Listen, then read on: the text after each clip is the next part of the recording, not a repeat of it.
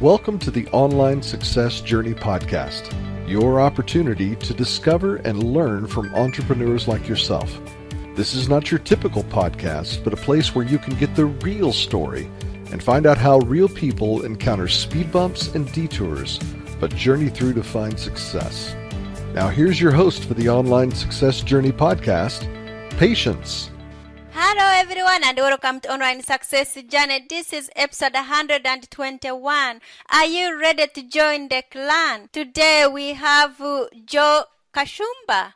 He grew the freelance web design business that he started in high school into a digital agency with a virtual team and clients around the world. He went from building a $300 website to building a $30,000 website. Joe now advises and mentors other freelance web designers and digital agency owners on how to develop and scale their businesses. Hello, Joe. Hey, thanks so much for having me. Thank you for coming. I know the clan here is anxious to hear your story, so let's get started with the basics. Can you tell my clan a little bit about your background, about what you did before you started your own online business? There's not much before that. I actually started my business when I was in high school, when I was 15 years old.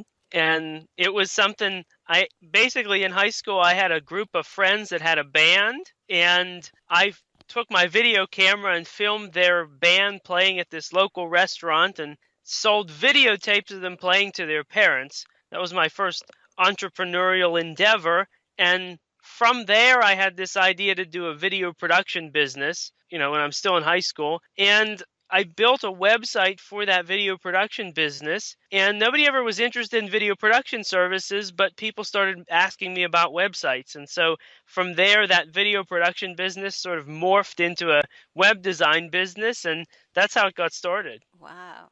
While you're still in high school, that's really a good start. That's really good background. Okay. What is the most dangerous belief an online entrepreneur can have? Oh, the most dangerous belief, I think for people just getting started, I think one of the biggest ones is believing that they have to have some brilliant idea that nobody's ever heard of. I think a lot of people, they try to come up with the next Facebook or the next YouTube, some totally original idea, when really what they need to do is they just need to get into business, any kind of business, just so they can start learning about business and learning about marketing and sales and those kinds of things. And I see a lot of people that want to do business and want to be entrepreneurs, and they go on for years without ever actually starting a business because they're looking for that perfect idea. Why do you do what you do, Joe? I think I was sort of wired from when I was a little kid to be an entrepreneur, and so I'm my business has taken many forms. Sometimes it's been web design. I've been involved in different startups. I've looked at doing real estate investing. I am just sort of wired to be an entrepreneur, and I can't imagine not being an entrepreneur. What is one thing that has contributed to your success? I think one really big piece is just having the resilience to keep going. I think a lot of people see success stories and think that person must have, gotten it all right from the beginning or something like that. And behind every success story I've ever seen is a lot of failures and a lot of late nights and a lot of mistakes and a lot of doubt and hard work and things like that. And so I've had more businesses that have failed and not worked than businesses that have succeeded. And so just having the resilience to keep going and keep learning has been, sort of an absolutely critical piece. Let's put man aside. How did you know you were successful? That's a good question. Sometimes I feel like I'm still not, which is I feel like as soon as you hit a goal, you're off to the next goal.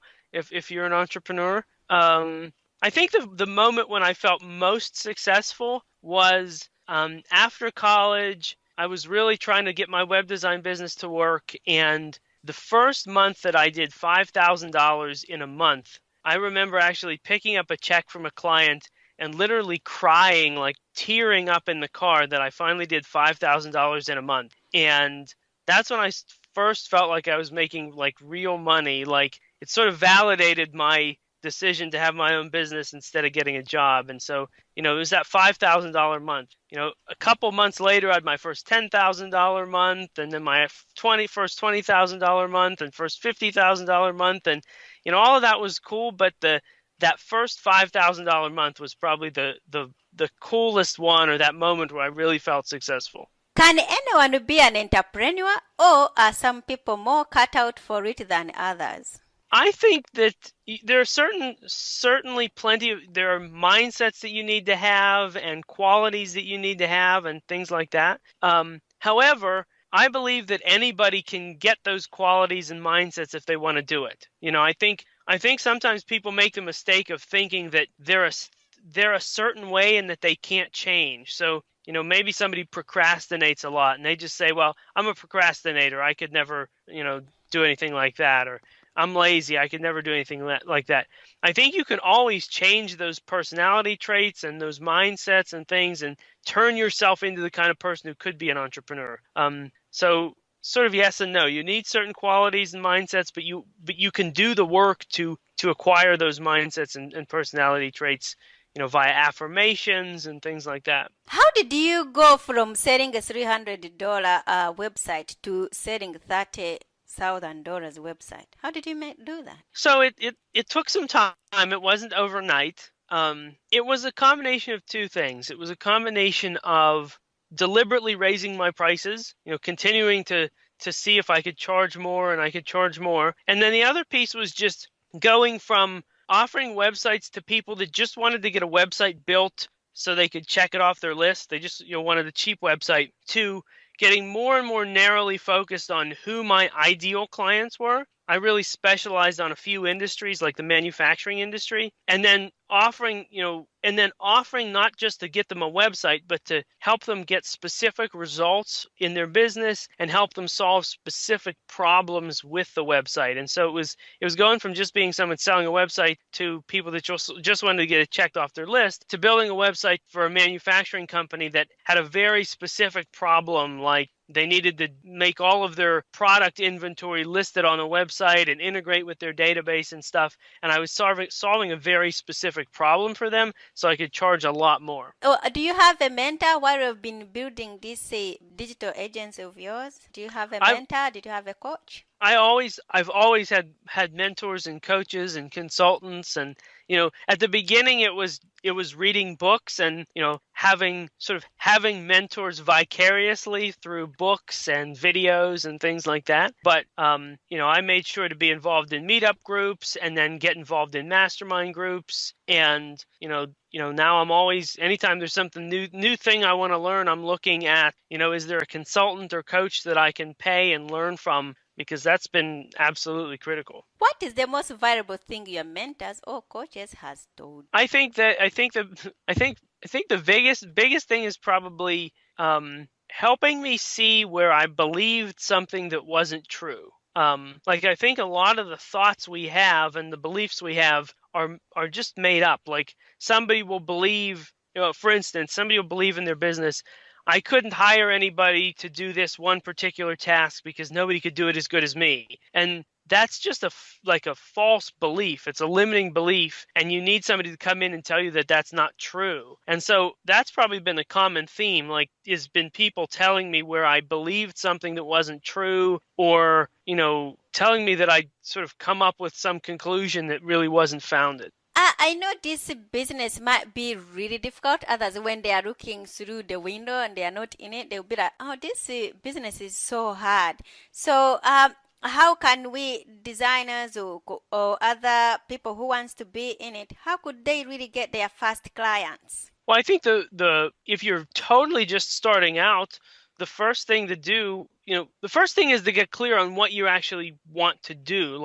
You don't want to be a generalist that does everything. You want to figure out, what am I going to specialize in? Is it custom designed WordPress websites? Is it logo design? Is it helping people in a particular industry? What do I actually do as a specialty? And then after that, I think the first step is just to reach out to people that make a list of 100 people that and tell them what business you're in and see if there's anybody they know that might need help. That's always, if you start as an insurance salesperson or a financial advisory like salesperson, that's always the first thing they tell you to do is make a list of 100 people you know and contact them.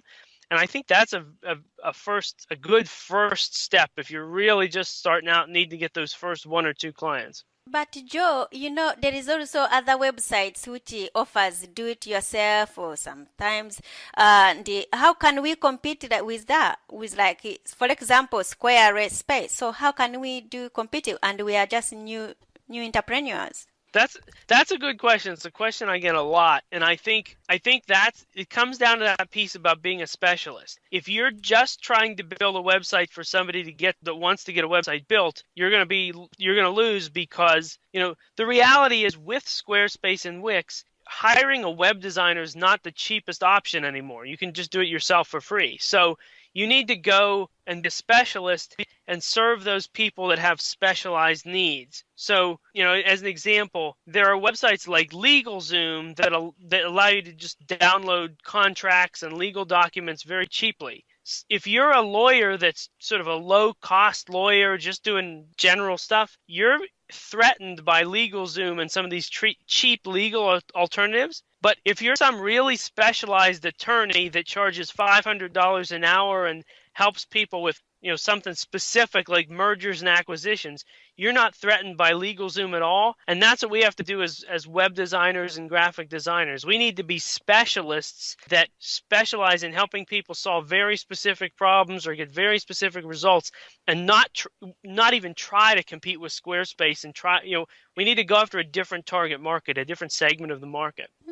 What advice would you have for young people who are interested in becoming entrepreneurs? I think it goes back to what I said before about not looking for that perfect business idea. If you want to be an entrepreneur, I think you need to just choose a business and get into it. Even if it's just something doing freelance work or, mowing lawns for people or something, like just get into business and start learning about business. And assume that your entrepreneurial journey will involve, switching to different businesses and pivoting and things like that. But you just need to get into the game as a first step. Joe, are ads still working? I thought they were dead. Tell us more about it, because nobody talks about them. I thought they were dead because, first of all, they are so expensive. If we are just starting out, looking at the ad, you're like, no, that is too expensive. So you can't do AdWords. So tell us how we can really get our back from investing in these AdWords. Yeah, AdWords is a lot of people want to stay away from it anymore, and because, like you said, it's become very expensive. The key thing to realize is that, number one, the cost. A lot of people focus on how much it costs per click with ads. And that's not necessarily the most important thing. The most important thing is how much you generate in terms of sales. And so in a lot of cases, you might be able to go on a Facebook ad and get a cost per click that's lower. But on Google, you're getting clicks from people who are actually on Google searching for your services. So the clicks are actually worth a lot more. And it really just comes down to whether it's profitable. So I think that's one thing. Sometimes people focus too much on the cost per click when really that's not the only thing that matters. But the other thing is what you want to do, the trick that we always have used is that you want to write your Google AdWords, you want to actually write the ads in such a way that they don't get clicked on by the wrong people, right? Like with most ads, you're trying to get as many people to be interested as possible. But when you're paying per click, you want to actually make it so that the wrong people don't click on it. So we'll actually put our starting price for websites in the Facebook or in the Google ad itself, so that people that want a cheap website or want to do it themselves don't click on it because they see the price and they sort of they know it's not a good fit for them and they don't click on it. So that's a really key piece. What can you put in your ad that'll make the people that aren't a good fit not click on it? Wow. Thank you. So tell us about your business, how you turned into a really big digital agency. Tell us more about it. Yeah, I mean, I had that first $5,000 month. I had that first $5,000 month, and then I had that first $10,000 month a couple months later. And that was the point that I realized I couldn't do it all myself. I needed to start bringing somebody else in because I was just working so many hours, it wasn't sustainable. And so that's when I started bringing in contractors and basically choosing different parts of the web design process that I could hand off to somebody. It's taking the design phase, for instance, where I do a Photoshop design and finding somebody who could handle that phase, and then finding a different phase like content writing and finding somebody who could handle that, and just slowly over time building this virtual team with designers and developers, and then finally took the step of actually bringing in project managers, where I hand a project off to a project manager and they talk to the designer and the developer and the client and actually run with the project. But it was just a step-by-step process of seeing what's one thing I'm spending time on, how can I get that off my plate, and then looking at seeing what the next thing is that I could get off my plate. Wow. Okay. What is one thing no one knows about you?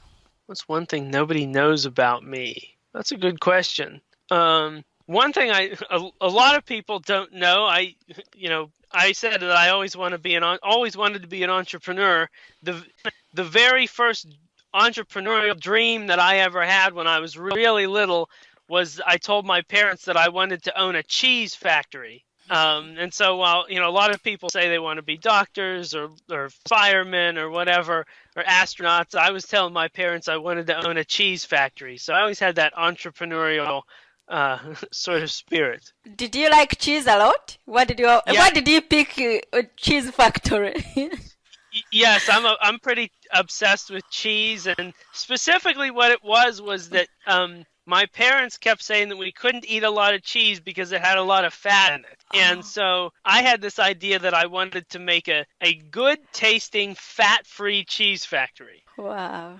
Okay. What keeps you grounded, Joe? Keeps me grounded. I think the biggest thing is making sure to actually go through a gratitude process. So every day, the first thing I do when I wake up is I actually go through a list of things that I'm thankful for, and actually just sort of as I'm getting ready in the morning, and that really helps me remember to be thankful for what's already been achieved and relationships in my life and things like that. And I think that sort of balances out that entrepreneurial drive to keep doing better and not feel like I'm sort of ever arrived yet. And so I think that gratitude piece really helps me keep grounded.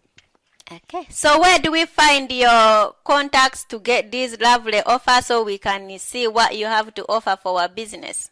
Absolutely. So on the web design side, if you're somebody that would be interested in us helping you, you can go to KashurbaWebDesign.com. And then on the other side, if you are a freelancer, web designer, graphic designer, looking for help building your business, you can go to JoeKashurba.com and get more information there about how we could help you. And we actually have a 90-minute webinar that you can watch on the JoeKashurba.com website. So, Clan, there will be more from Joe in a moment. If you are finding Joe's journey interesting and you are ready to hear more, come and listen to the full version of the interview at onlinesuccessjourney.com. If you are on Online Success Journey already, click on part 2 of Joe's journey and you'll get more tips to help you with your own website, your own business, and how to move from your 5 to 9 job to becoming a designer and work with Joe. And don't forget, you can also access all other Online Success Journey interview podcasts on the site as well. That's a wrap, Clan. Remember, success is a journey, patience and Joe. This is not the end of the journey. We hope you've enjoyed listening to part 1 and want to be sure you know there is a second part to this and every journey podcast at onlinesuccessjourney.com. Filled with even more success tips, uplifting stories, and even a bit of fun. There are dozens of episodes only available to the members of the Online Success Journey clan. Check out the website and click on Join the Clan for more information. Patience would like to thank you for listening to this podcast, and she has a free audio gift for you at her website. Go to onlinesuccessjourney.com for instant access to this gift. Of course, you know that listening to the journeys of others helps each of us chart our own path. So make sure you're subscribed to be notified as each new interview is posted. There are so many ways to stay connected to the Online Success Journey and to listen in. And if you're enjoying the podcast, we appreciate your help in telling others. One of the best ways to share the benefit you get is to rate and review it at Stitcher and other sites by clicking the stars or completing the ratings form, by clicking thumbs up and leaving a comment on YouTube, or liking and sharing the podcast on social media. To review the podcast within iTunes, simply open iTunes to the podcast, click on Ratings and Reviews, then write a review. On behalf of Patience, and until next time, thanks once more for listening. It is our hope that this podcast will guide you on your own online success journey.